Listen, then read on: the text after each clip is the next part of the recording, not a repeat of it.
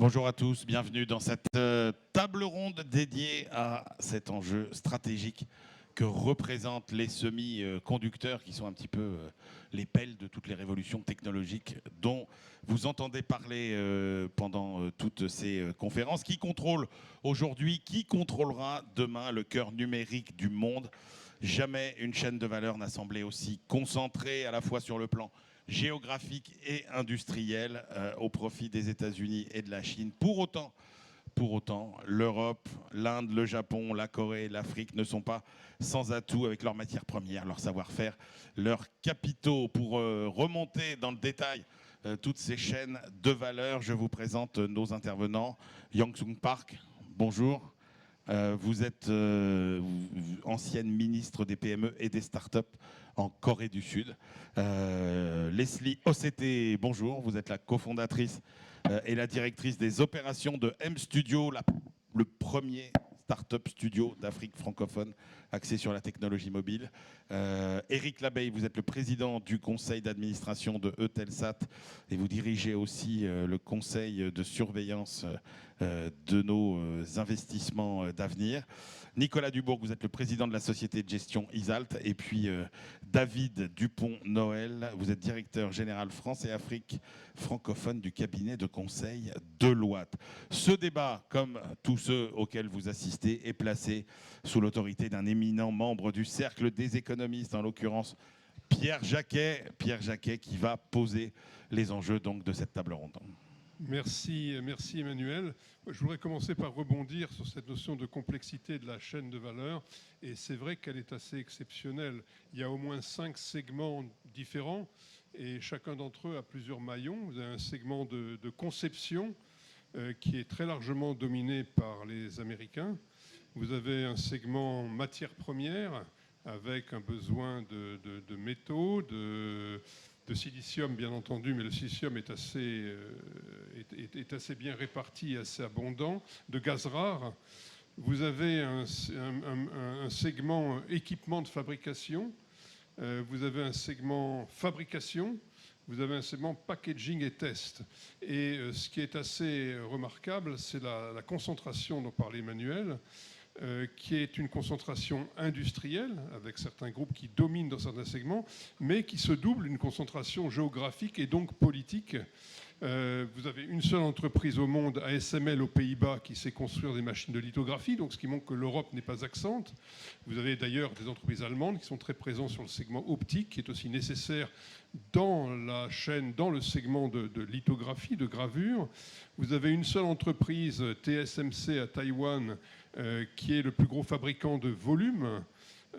Vous avez 3 entreprises américaines qui contrôlent 95% des logiciels, donc très forte concentration. Et on voit que les États-Unis ont déjà utilisé leur contrôle sur les logiciels de conception et les équipements pour interdire à la Chine l'accès aux puces avancées. La Chine a répondu en restreignant ses exportations de gallium et de germanium, dont elle contrôle 80 à 90% de la production mondiale.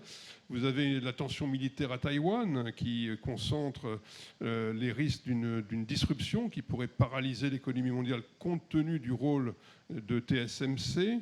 Et puis vous avez l'Europe qui a des atouts, et je pense qu'on va en parler, qui n'est pas présente sur des maillons stratégiquement essentiels de la chaîne de valeur. Donc elle manque d'un pouvoir de marché en quelque sorte au niveau de la production, et elle manque de pouvoir de marché au niveau de la consommation, puisque les États agissent en ordre dispersé. Donc par rapport aux États-Unis, on est un grand marché sans pouvoir de marché, et c'est évidemment dans la concurrence industrielle un problème. Et donc face à ce scénario, cette situation, il y a 2 types de scénarios qui se dégagent. Il y a un premier scénario qui est la tendance qu'on voit se produire en ce moment, qui est le scénario un peu conflictuel, vers lequel les États utilisent leur maîtrise de certains segments de la chaîne de valeur pour faire pression.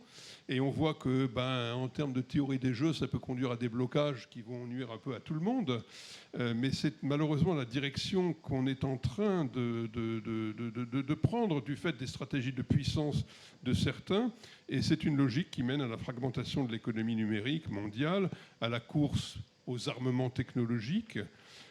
Et puis il y a un second scénario qui est un scénario plus coopératif, qui ne va pas se mettre en place spontanément, qui demande une volonté politique proactive, une architecture de gouvernance délibérément construite, et qui ressemble un petit peu à ce qu'on a su faire dans certains épisodes de l'histoire, qui étaient dans des environnements très différents. Je pense par exemple à la CECA entre le charbon et l'acier, mais c'était entre la France et l'Allemagne qui avaient de chaque côté des choses à proposer en échange, en quelque sorte. Et donc on n'est pas tout à fait dans la même situation. Et donc l'une des questions peut-être pour ce panel, c'est comment voit-on se dessiner des éléments coopératifs de gouvernance mondiale, ou faut-il s'en tenir à ce scénario conflictuel qui n'est probablement désirable pour personne. Donc voilà, je vais m'arrêter là. Merci beaucoup Pierre. Alors on va commencer avec la première question. Elle sera pour David Dupont-Noël. Vous qui détaillez effectivement avec votre œil de consultant justement à la fois les dominations technologiques et du coup un petit peu politique aussi sur qui a le pouvoir de fabriquer, de concevoir, qui a le pouvoir aussi d'imposer cet accès ou d'interdire cet accès aux technologies. Quand vous entendez Pierre dire, voilà, il y a deux scénarios, est-ce qu'il n'y a pas aussi un scénario finalement d'équilibre des rapports de force où chacun peut faire valoir ses enjeux? Oui, bonjour à toutes, bonjour à tous. Je crois que déjà, vous avez effleuré le sujet. Cette chaîne de valeur est assez complexe et elle nourrit des interdépendances entre les différents acteurs. Vous êtes partie des matières premières, du silicium. Alors on a une chance en France, on a un petit peu de silicium, mais effectivement, la grande majorité est en Chine. On a une deuxième chance en Europe, c'est de posséder en revanche la seule entreprise, vous l'avez cité aussi, avec ASML, qui fait les lithographies pour permettre la réalisation du puce. Parce que des puces, des GPU, dans les semi-conducteurs, il y en a beaucoup. Ceux avec une intensité plus forte qui permettent d'aller plus loin dans la miniaturisation de l'ensemble des circuits, là, il y en a beaucoup moins et ASML est très fort pour ça. Et c'est le seul fabricant mondial de technologies poussées qui permet ensuite aux entreprises qui fabriquent les puces d'obtenir ces matériels. Donc c'est un deuxième atout. Et après, pour disposer de ça, il faut avoir les architectes.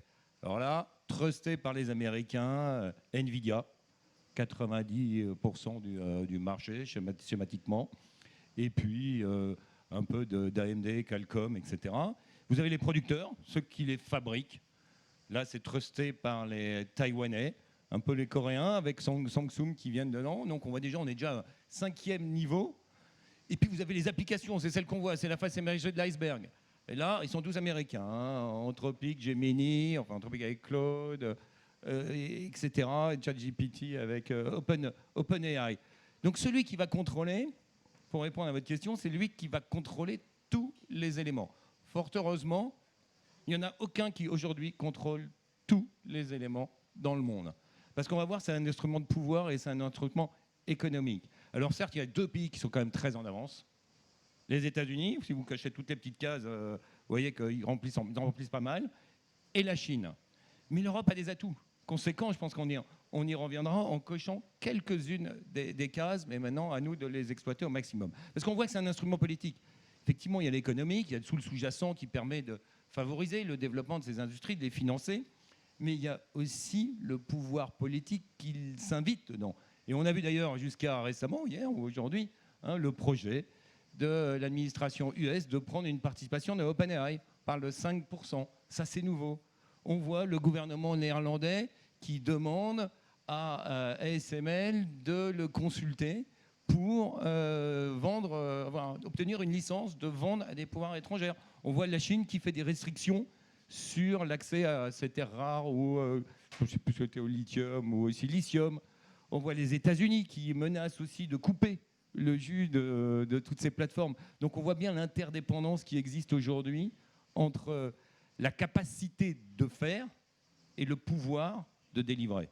C'est cette complexité-là qui est en jeu et qui est au cœur du contrôle numérique du monde. Alors, pour poursuivre, Nicolas Dubourg, sur l'aspect finalement éclatement des spécialisations, est-ce que c'est inéluctable parce que personne n'est capable finalement de maîtriser toute la chaîne de valeur. Et du coup, pour poursuivre finalement la question sur l'Europe, qu'est-ce que l'Europe sait bien faire aujourd'hui? Sur quel segment de la chaîne de valeur elle doit se concentrer? Puisque manifestement, c'est très compliqué d'être bon à tous les échelons de la chaîne de valeur. Bonjour à tous et à toutes. En fait, je trouve que le problème est très bien posé et la question qui va contrôler le cœur numérique du monde, la réponse est assez difficile et je pense qu'on peut prendre le pari que ça sera personne. Alors, peut-être pour deux raisons. La première que vous venez de rappeler, c'est très difficile de contrôler l'ensemble de la chaîne de valeur et je la regarderai de manière un petit peu plus large après en regardant la chaîne de valeur de l'IA, qui est celle aujourd'hui qui dirige quand même une grande partie des commandes et des problématiques qu'on a à gérer.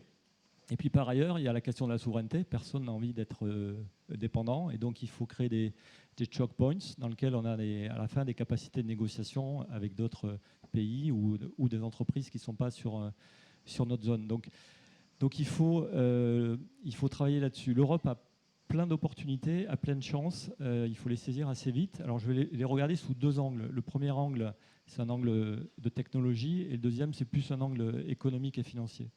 La question sous l'angle technologie. Si on regarde l'IA, il y a aussi 5 degrés et dans l'IA. Vous allez commencer par l'énergie, qui est à mon avis essentielle, et tout va commencer par là. Après, vous avez les puces, de manière large. Vous avez après le cloud, donc l'infrastructure. Après, vous avez le calcul. Donc là, vous retrouvez aussi des puces, mais aussi plutôt des méthodes de calcul ou des types de calcul. Et après, vous avez les applications. Tout va démarrer par l'énergie. Encore une fois, aujourd'hui, le cloud demande une énergie qui est l'équivalent de la moitié de celle du Japon en électricité. Ça va être multiplié par 3 en 2030 et par 8 en 2040. Donc c'est massif. Ça va aussi demander des minerais. Donc une des questions majeures et sur laquelle on peut être bon, c'est comment faire en sorte que tous les systèmes qui interviennent derrière permettent de diminuer l'énergie qui va être consommée par tout ça. Donc, par exemple, je prends deux exemples. Une société française dans la chaîne des semi-conducteurs qui s'appelle Soitec. Elle travaille sur du photonique sur silicium. Quand vous travaillez là-dessus, vous pouvez aller créer des CPO. Et ces CPO, ce sont des ensembles dans lesquels vous mettez les puces et des liaisons optiques, par contre, qui permettent de rapprocher la connectivité du système. Et là, vous pouvez diviser par 5 la partie de consommation d'énergie de ces calculateurs. La conception de puces, vous avez c'est plus que des startups aujourd'hui. En France, il y en a une qui s'appelle Vessora, par exemple, qui vient de lever de l'argent. Elle a annoncé. Elle travaille sur une puce d'inférence, donc un GPU d'inférence, qui a pour vocation de diminuer par 2, par 3, par 4 et dans les futures versions la consommation d'énergie qui va être utilisée dans ces systèmes. Donc ça, c'est typiquement là-dessus quelque chose qui est très important parce qu'en fait, ça peut se vendre à d'autres pays que les Américains et c'est très demandé aussi pour les data centers en France. Ça, c'est des points en particulier. Après, je reparlerai peut-être des modèles, des calculs eux-mêmes. Je vais aller peut-être assez vite. Sur les modèles, en fait, les LLM, par exemple, les choses ne sont pas arrêtées. Il y a de la compétition partout. Il y a très peu de retard de certains acteurs par rapport aux meilleurs. Quand vous regardez les classements, ça change tous les 3 mois. Donc là, il y a aussi une question ouverte. Et je pense que l'Europe n'a pas dit son dernier mot là-dessus. Et puis, par exemple, vous avez dans les calculs la partie quantique, où aujourd'hui, là, il y a une vraie différenciation de technologie, contrairement sur les LLM, où c'est tous les mêmes bases mathématiques et donc d'approche. Donc c'est juste une question de temps de travail et de calcul. Sur le quantique, qui va régler un certain nombre de questions d'optimisation ou de cybersécurité, là, il y a une vraie différence. Et en Europe, on est aussi bon que les Américains et beaucoup plus frugaux.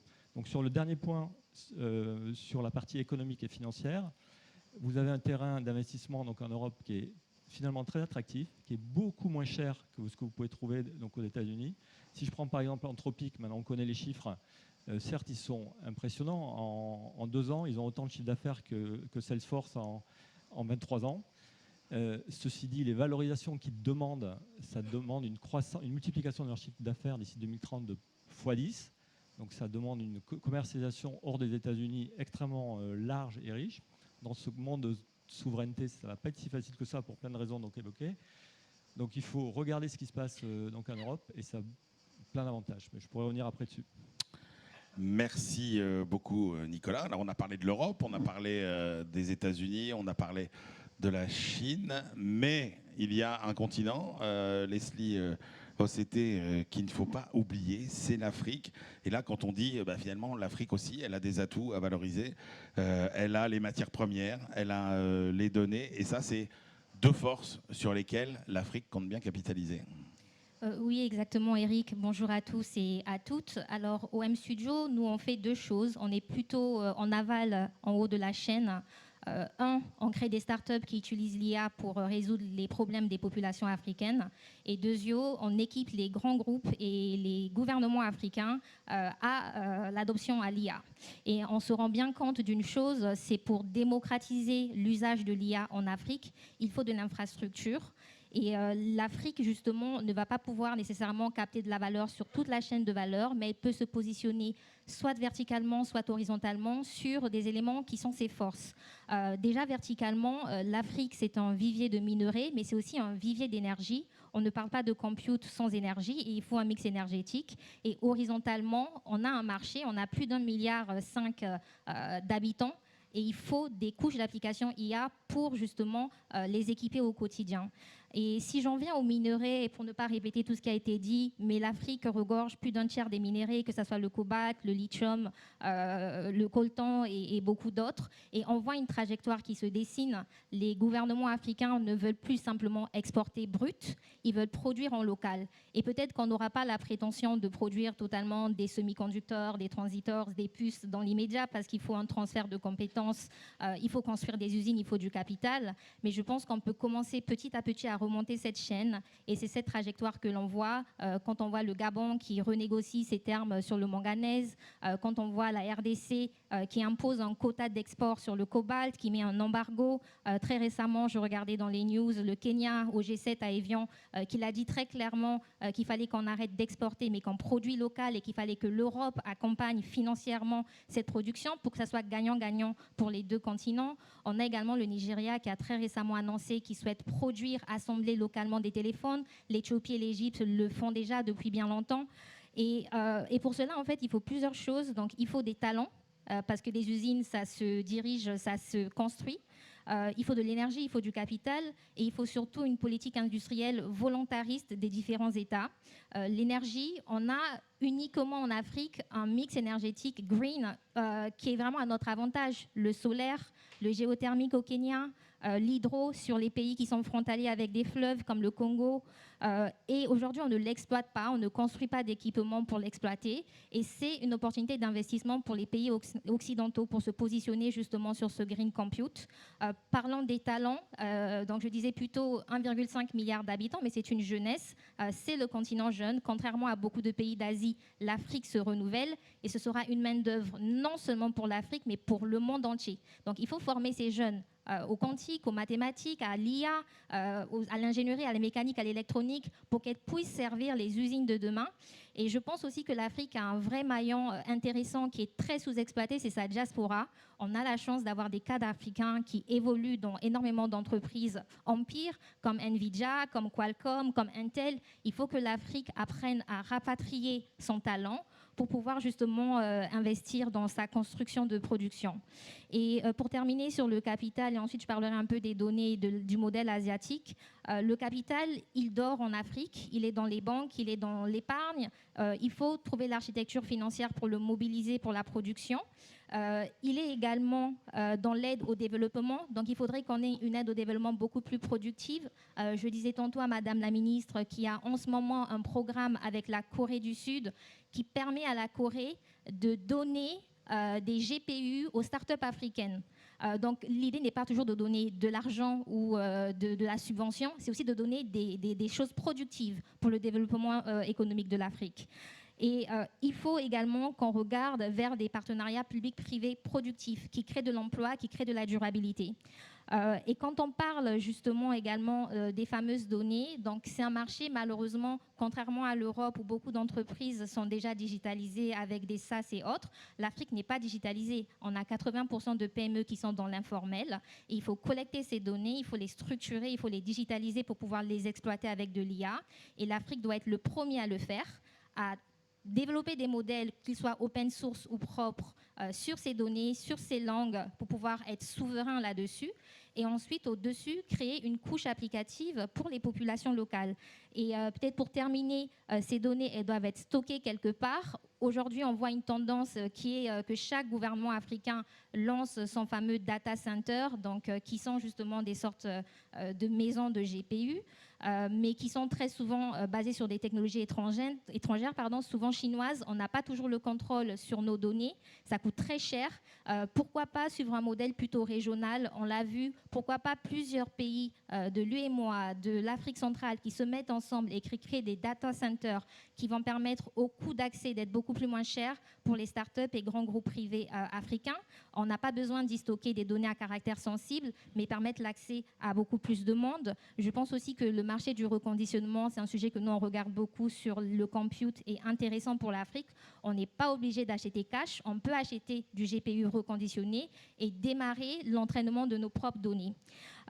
Et je pense aussi qu'il y a une vraie question de gouvernance. Il y a le TIP Act américain, le TIP Act européen. L'Afrique n'a pas de TIP Act. C'est une question à se poser pour pouvoir vraiment consolider les efforts que nous faisons. Quand on parle de modèles à copier ou à s'inspirer, l'Asie, bien entendu, vient en tête. Je pense au village numérique. Ce que l'Asie, Taïwan a bien fait, c'est de mettre dans un périmètre bien donné l'énergie, le terrain, les startups, les grands groupes, l'énergie, les data centers. Et nous, en Afrique, on fait complètement l'inverse. On crée des data centers gigantesques, alors qu'il faudrait le faire en mode pilote, pour pouvoir déjà générer de l'usage et ensuite le scaler à plus grande échelle. Et pour terminer, je pense que qui contrôlera le numérique de demain, c'est certainement pas un seul pays ou une seule région, parce qu'on ne peut pas être fort dans tout. Mais je pense qu'il faut qu'on sorte de cette ère conflictuelle et qu'on trouve le moyen justement, de renégocier les accords et de trouver des terrains qui font que ça soit gagnant-gagnant pour toutes les régions qui s'y ingèrent, avec l'Afrique en étant totalement souveraine. Voilà. Merci Leslie. Alors la compétition est féroce. On peut l'applaudir. La compétition est féroce. C'est très compliqué de maîtriser toutes les chaînes de valeur. Et d'autant plus, Yongsun Park, que finalement les cartes sont rebattues par les grandes révolutions qui viennent balayer finalement les positions acquises. Et vous voulez nous montrer qu'en fait, et attirer notre attention sur le fait que nous sortons de ce que vous appelez la première ère de l'intelligence artificielle, celle dans laquelle il fallait développer beaucoup de modèles, beaucoup d'infrastructures. Et vous dites, nous entrons dans la phase agentique, c'est comme ça que vous la qualifiez, au cours de laquelle eh bien, finalement, il faudra construire des IA sûrs, approvisionnées en semi-conducteurs, en data. Ça va quand même sans doute redistribuer les cartes. Yes, it is. As you mentioned, Tout à fait. Comme vous l'avez dit, away from the nous sommes en train de quitter la première ère de l'IA qui était une question de construire des modèles et des infrastructures. Aujourd'hui, nous démarrons une nouvelle ère et ce déplacement, ce changement va redessiner la carte internationale. Alors, c'est la deuxième acte des semi-conducteurs et de l'IA. Si l'IA phase 1 concernait la sécurisation des GPU, la deuxième acte concerne la construction d'écosystèmes. NVIDIA est devenue la société IA numéro 1, non pas seulement parce qu'elle fabrique des GPU fabuleux, mais parce qu'elle a des plateformes IA. Grâce à l'intégration de CPU, de réseautage, de mémoire, tout en créant un écosystème avec des millions de développeurs. Dans l'ère de l'IA, les plateformes ont plus de valeur que les puces. Et les écosystèmes sont encore plus valables que les plateformes. Dans cette nouvelle phase, l'avantage compétitif ne revient pas à celui qui a le modèle générique le plus important. Non, il s'agit de qui capte les semi-conducteurs haute performance avec une donnée sécurisée. Plus importante encore, en tant que avec les agents IA qui commencent à être dans nos hôpitaux, nos usines et nos services publics, ces agents vont se rendre compte que l'IA globale ne fonctionne pas. On va voir des IA propres à chaque secteur, pour chaque pays. Chaque pays aura besoin de son système IA propre, local, qui est sculpté pour correspondre à sa culture et à ses industries clés pour protéger ses données et protéger la sécurité nationale. Cette ère, les gagnants de cette ère vont être ceux qui vont protéger leur puissance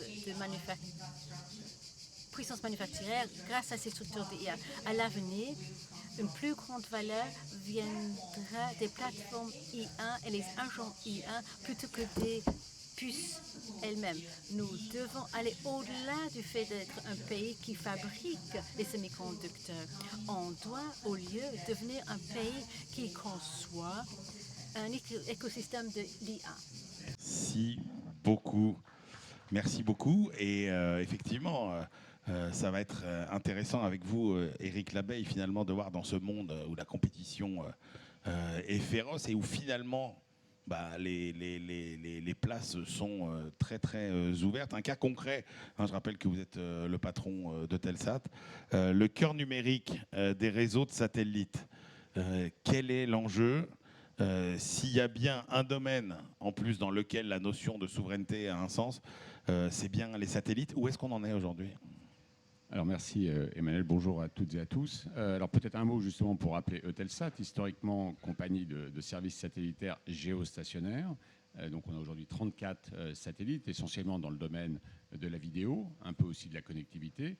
Mais surtout depuis 3 ans, on a la seule alternative à Starlink d'Elon Musk qui s'appelle OneWeb, qui est notre réseau satellitaire LEO, donc orbite basse, 1200 km, 660 satellites, qui permet au travers du monde de joindre n'importe quel point à n'importe quel autre. Et donc c'est là où effectivement on se rend compte, et je crois que la crise ukrainienne l'a montré, que l'importance de ces infrastructures satellitaires était claire. Au moment où certains disent je vais peut-être arrêter de servir un pays ou un autre ou une utilisation, eh bien c'est là où d'un seul coup les utilisateurs, qu'ils soient gouvernements, mais aussi le business, parce que dans les utilisateurs, on a évidemment les flottes d'avions, les flottes de navires, les trains, toutes les mobilités, mais aussi, bien entendu, des gouvernements, des armées. Eh bien là, l'importance de la résilience et de la sécurité de ces infrastructures devient critique. Et donc ces réseaux satellitaires sont au cœur numérique, puisqu'ils sont nécessaires si on veut transporter une donnée d'un point à un autre. Il y a le semi-conducteur, le data center, mais aussi le réseau satellitaire. Et donc aujourd'hui, l'enjeu, c'est de s'assurer qu'on développe ces réseaux et que si la souveraineté, c'est la maîtrise de son destin, bien qu'au moins au niveau européen, on a une maîtrise de ces. On peut faire confiance à ces réseaux et on peut faire confiance aussi aux composants de ces réseaux. Et donc il y a un double enjeu.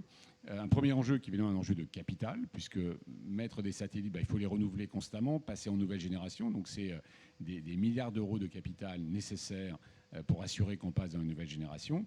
Et puis 2, qu'on a une chaîne de valeur compétitive de la fabrication de satellites et tous ses composants, mais aussi la partie des launchers, des lanceurs, afin de s'assurer aussi la maîtrise, puisqu'aujourd'hui, d'ailleurs, c'est un des grands sujets, avoir la maîtrise de son lancement, puisqu'il y a tellement de projets dans le monde qu'il est nécessaire de s'assurer de ses capacités.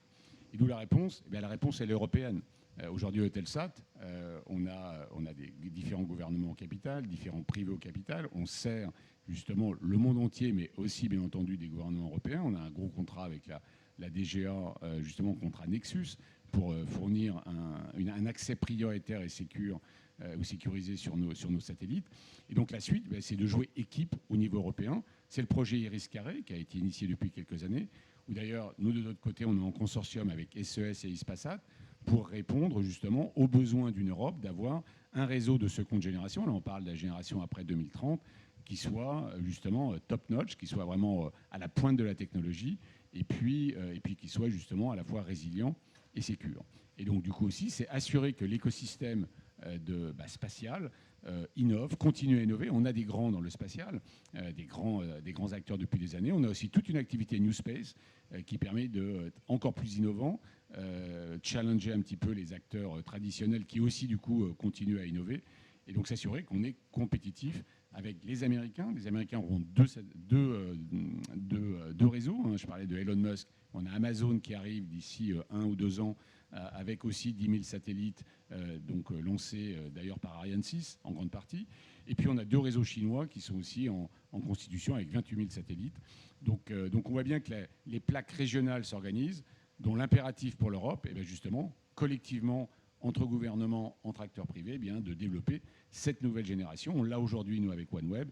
On va continuer avec nos collègues de SpaceRise et en totale coordination avec l'Union européenne, bien entendu, à développer la prochaine génération pour le bien, je dirais, de tous les gouvernements, tous les business et les consommateurs européens. Mais bien entendu, ceci sera disponible dans le reste du monde, puisque vos satellites, évidemment, ils tournent autour de l'Europe, mais ils tournent autour du reste du monde. Donc là, on travaille avec plein d'autres pays pour s'assurer que nos services sont bien sûr compétitifs et utiles pour leur développement.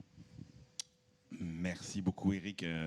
Pierre Jacquet, vous aviez une remarque. Oui, merci. Je voulais rebondir sur 2 points. Le premier, c'est que finalement, on observe à travers toutes ces interventions que dans la question posée, qui contrôle le cœur numérique, la notion même de cœur numérique est appelée à évoluer. Donc il ne faut pas simplement avoir l'œil sur le passé et regarder comment les chaînes de valeur sont organisées aujourd'hui. Il faut se demander quelles sont les activités dans lesquelles l'Europe peut transformer les chaînes de valeur pour gagner un avantage stratégique. Donc pensons le futur et ne nous lamentons pas sur ce qu'on a perdu dans le passé parce que ça ne conduit à rien. La deuxième remarque, c'est pour rebondir sur une notion qui je crois très, très fondamentale qu'a évoquée Madame la Ministre, qui est la notion d'écosystème. Alors d'écosystème d'IA, mais on pourrait l'élargir à la notion d'écosystème de technologie. Et je voulais simplement faire observer, et d'ailleurs on l'observe dans l'actualité aujourd'hui, que la notion d'écosystème n'est pas seulement une notion relative à la production. Elle est aussi relative au consensus social nécessaire derrière le dynamisme d'innovation. Alors on a parlé de la proposition que le gouvernement américain participe au capital d'entreprises d'IA. C'est initialement, non pas pour la sécurité nationale, ça va être récupéré comme ça, mais c'est initialement une proposition d'OpenAI pour créer un fonds qui distribue une partie des dividendes à la population. Alors je crois que cette idée est extrêmement intéressante et je ne vois pas comment on peut augmenter le dynamisme autour de l'IA en Europe sans convaincre la population de nos pays que l'avenir est dans l'IA. Et pour ça, il faut non seulement partager les dividendes, mais il faut aussi montrer que l'IA améliore les services collectifs, le bien-être commun, etc. Alors, David Dupont-Noël, on voit bien quand même que le nerf de la guerre, à un moment ou à un autre, ce sera finalement la capacité d'innovation, donc finalement les capitaux, donc finalement l'argent. Comment, sur quels arguments, sur quelles promesses l'Europe peut-elle trouver des moyens financiers de rivaliser avec les dizaines de milliards qui sont alignés chaque année par les grandes entreprises américaines ? Alors, je voudrais d'abord revenir sur la taille de ce marché des semi-conducteurs, parce qu'on n'en a pas trop parlé. On parlait de la chaîne de valeur, mais on ne se rend pas bien compte de ce que ça représente. C'est plus de 1000 milliards de dollars de valeur.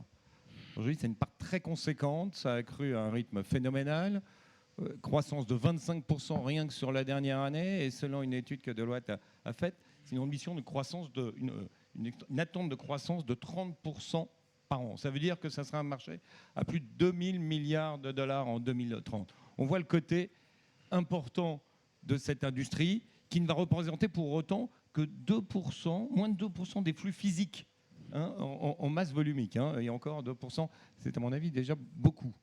Donc on voit bien cette prédominance, l'émergence de cette nouvelle industrie. Alors l'Europe, elle a pas mal d'atouts quand même, il faut le rappeler. C'est un marché attractif, c'est un marché stable, c'est un marché qui est bien structuré, avec des infrastructures de qualité. Mais il lui manque quelques petites choses. Finaliser son dispositif d'équipement. On a parlé des data centers qui étaient nécessaires, de l'énergie. Alors l'avantage, certains pays ont une énergie pas trop chère en Europe. Ça, c'est un élément fondamental. Le deuxième élément fondamental, c'est la formation. Formation aussi bien au niveau des chercheurs. On voit qu'on a une chance forte d'avoir des chercheurs de pointe. Mais malheureusement, il y a un moment ou un autre de leur développement, ils quittent. Ils quittent pour des problématiques de financement, pour des d'accompagnement, pour des problématiques de choix de nos gouvernants, en fait.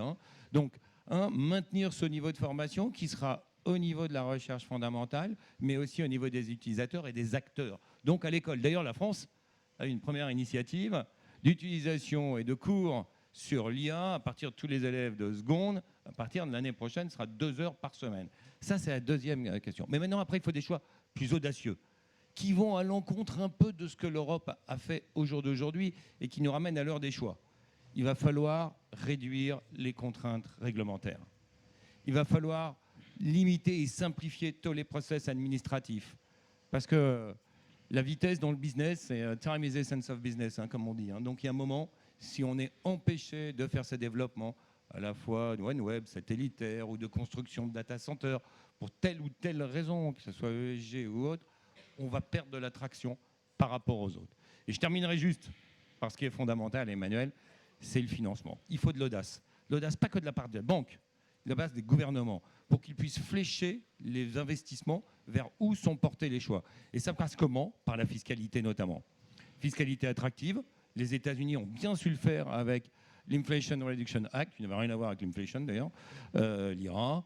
Les pays de l'Asie le font très bien, Singapour le fait, Pioneer Status, en fait, des franchises d'impôts pour les entreprises qui s'installent pendant une période d'année. Les Marocains le font avec des entreprises innovantes qui viennent s'installer, avec des crédits d'impôt pour les entreprises et pour les salariés qui sont dans ces entreprises. C'est vers ces choix-là qu'il faut aller et vers cette audace-là qu'il faut aller. Mais ça nécessite de casser un peu le carcan de ce qu'on a l'habitude de développer en Europe. Donc des choix audacieux. Alors, il y aura l'argent, c'est sûr, mais on le voit bien, on l'a compris, tout dépendra aussi, finalement, et vous avez été plusieurs à le signaler, de la capacité à coopérer. Et ma prochaine question est pour vous, Madame la Ministre Young-Sung Park.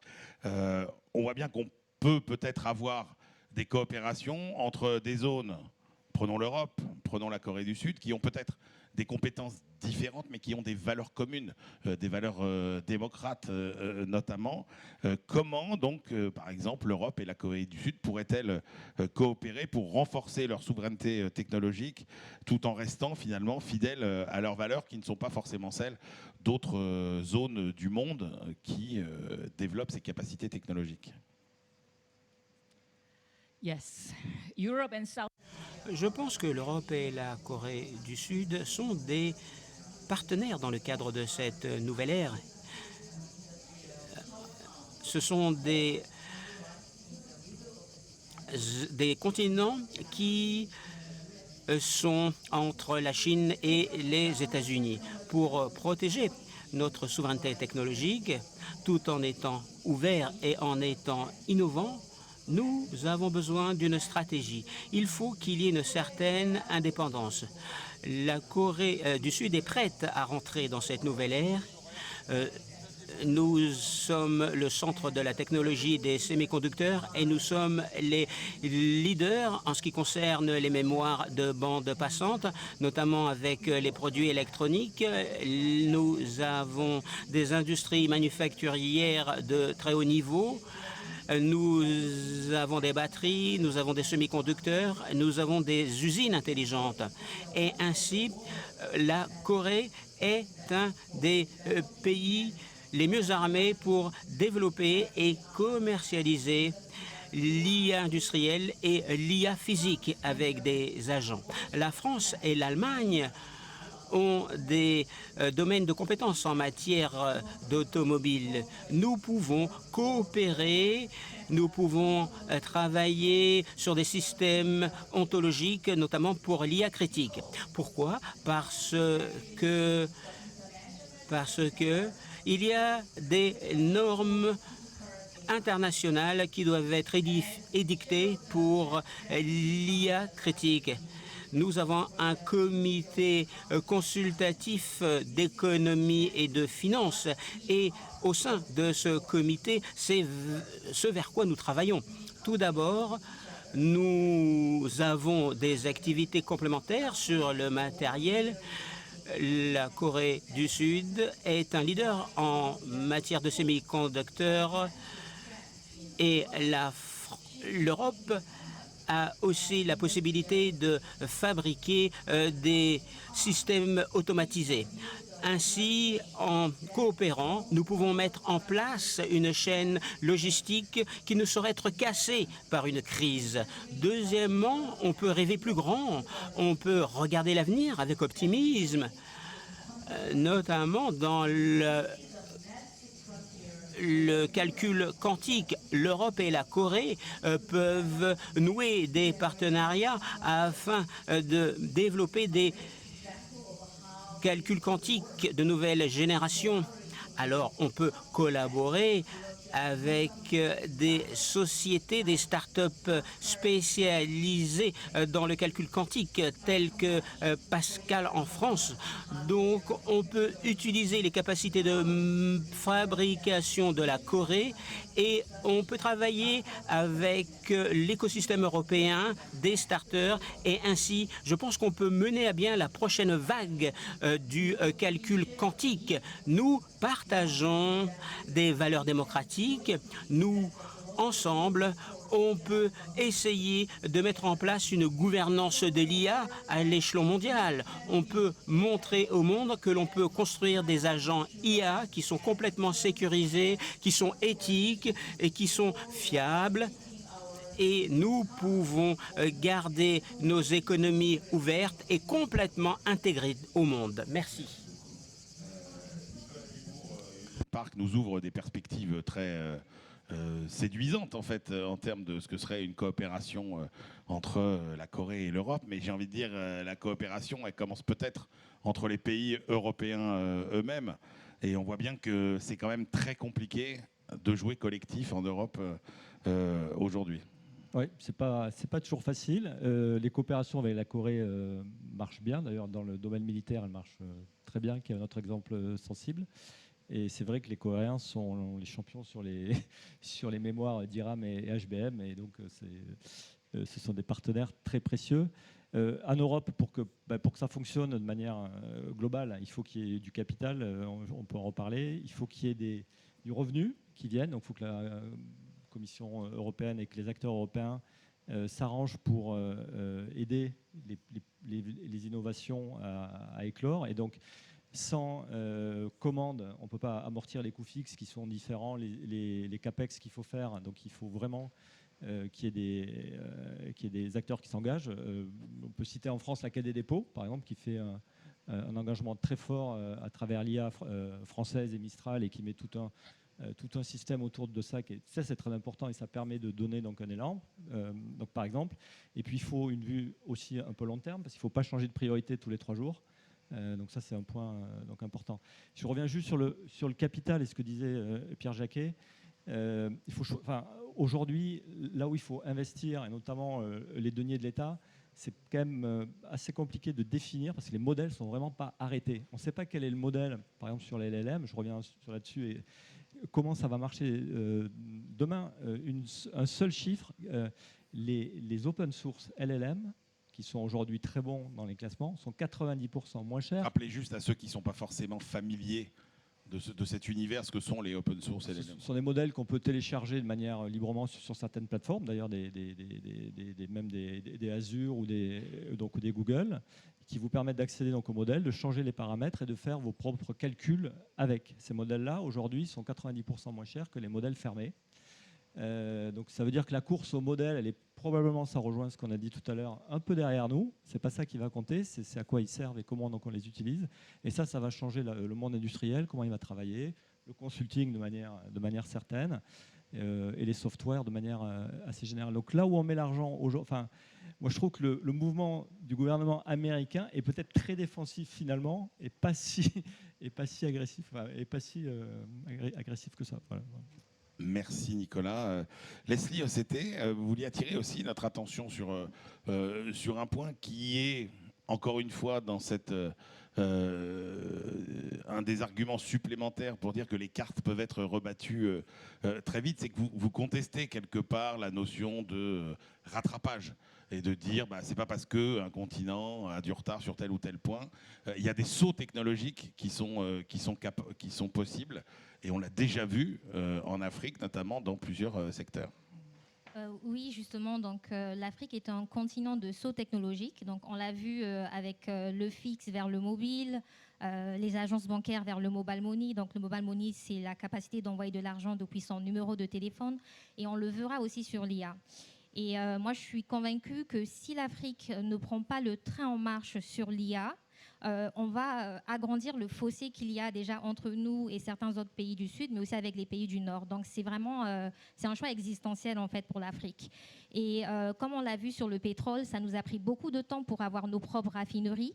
Ça nous prendra également du temps pour avoir nos propres usines de transformation de minerais pour les semi-conducteurs.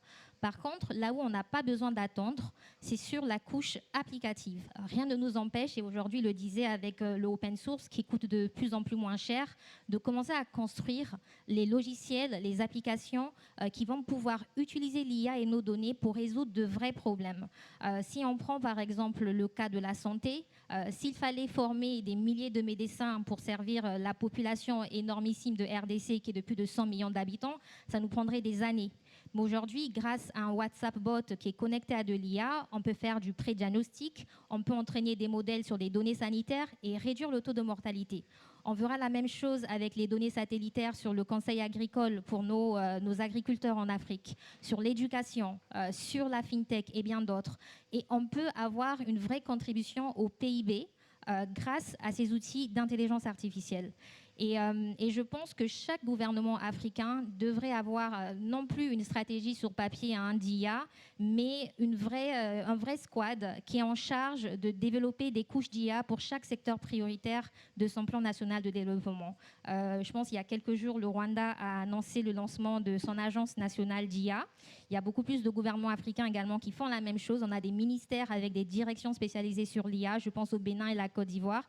Et c'est un train qu'il faut suivre. Et il ne faut pas le considérer comme une énième business unit ministérielle, mais on doit avoir ça en agilité avec un état d'esprit start-up pour aller beaucoup plus vite et construire cette couche pour l'administration. Donc, il faut aussi que la commande publique suive, qu'elle puisse elle aussi se digitaliser pour donner l'exemple au secteur privé de se digitaliser.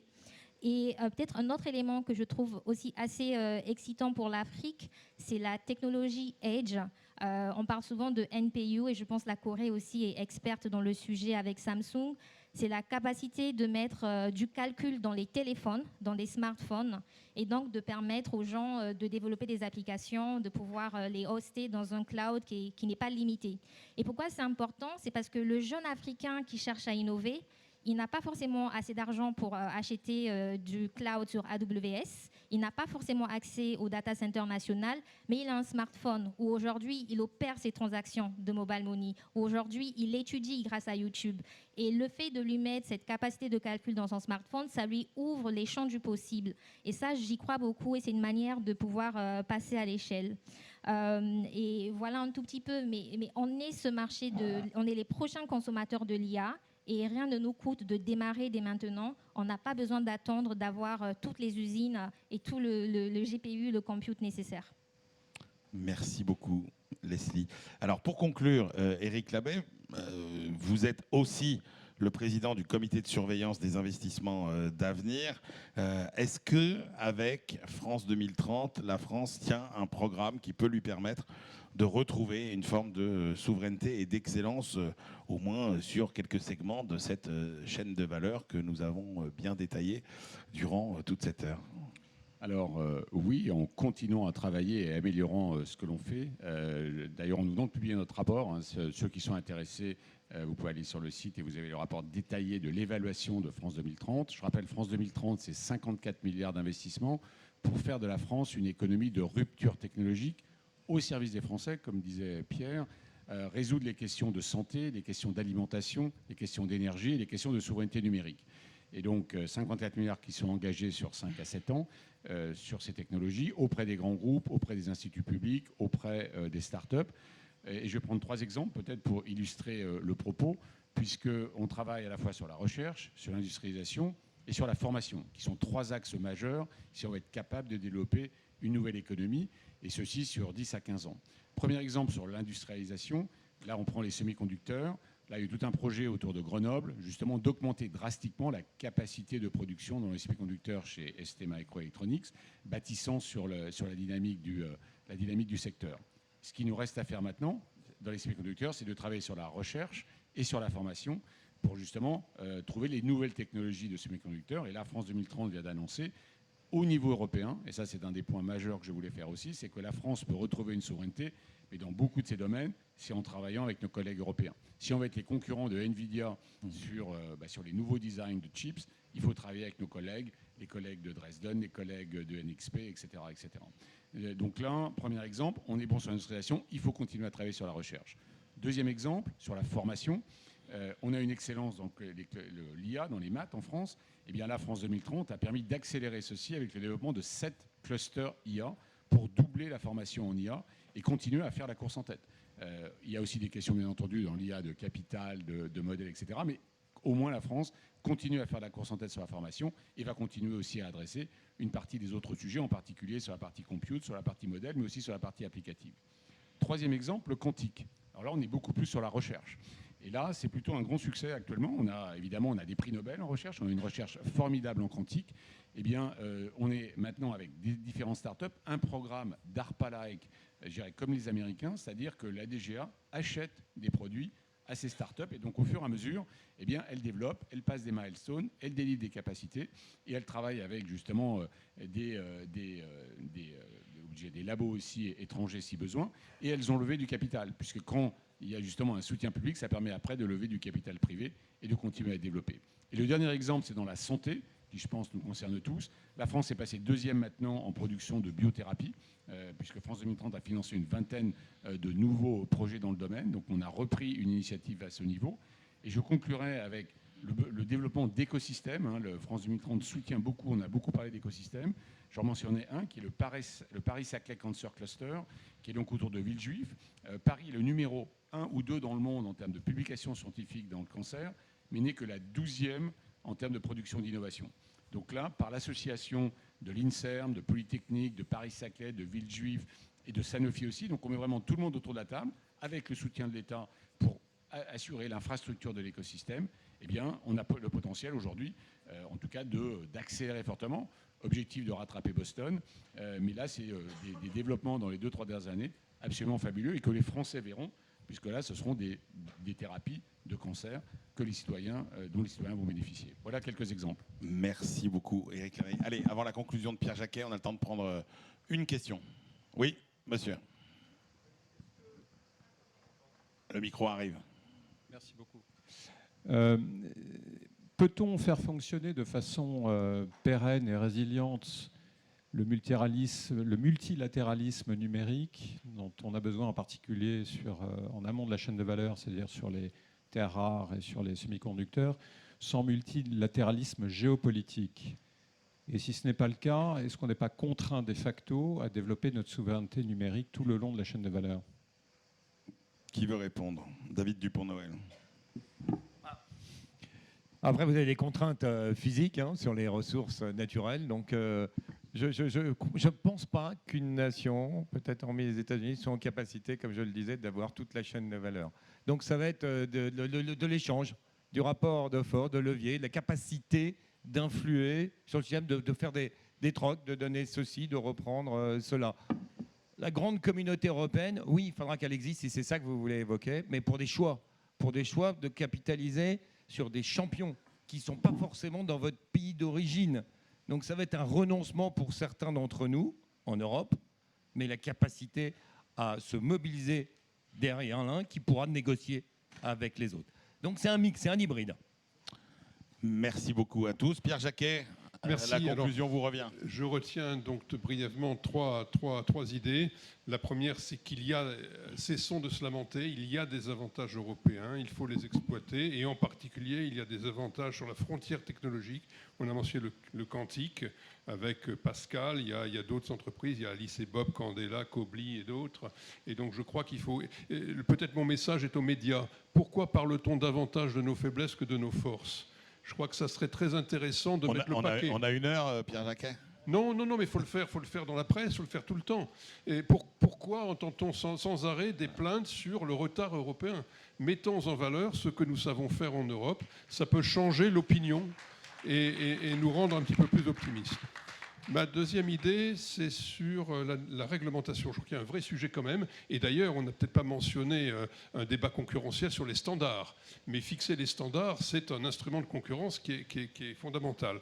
Et je crois que sur la réglementation, il y a 2 modèles entre lesquels il faut trouver un équilibre. C'est ni l'un ni l'autre. Il y a le modèle européen qui est un modèle de réglementation ex ante qui va freiner l'innovation. Et d'ailleurs, l'Europe met en place des réglementations, puis elle revient dessus, et pas seulement à cause des forces des lobbies, mais aussi parce que mettre en place la réglementation, ça demande des coûts et des capacités. Et puis il y a le modèle américain qui est de réglementer ex post, et on voit que même aux États-Unis, les Américains reviennent un petit peu là-dessus. Donc il faut trouver l'équilibre entre les deux, et trouver cet équilibre ne peut se faire que de façon coopérative et interactive avec ceux qui connaissent le métier, et c'est ça compliqué. Puis troisième point, je m'arrête là, le rôle du politique. Le rôle du politique international, pour rebondir sur votre question. Il n'y a pas d'alternative à la diplomatie politique et économique autour de ces questions, et je crois qu'on sera obligé de mettre aussi le paquet là-dessus. Et puis le rôle politique national, donc financement de la recherche, vision de l'utilisation sociale de l'IA, communication encore plus agressive sur France 2030, de façon à ce que ça devienne un élément autour duquel on se retrouve dans les écoles, les universités et les médias. Voilà, je m'arrête là. Merci. Merci à nos intervenants. Merci Pierre Jacquet.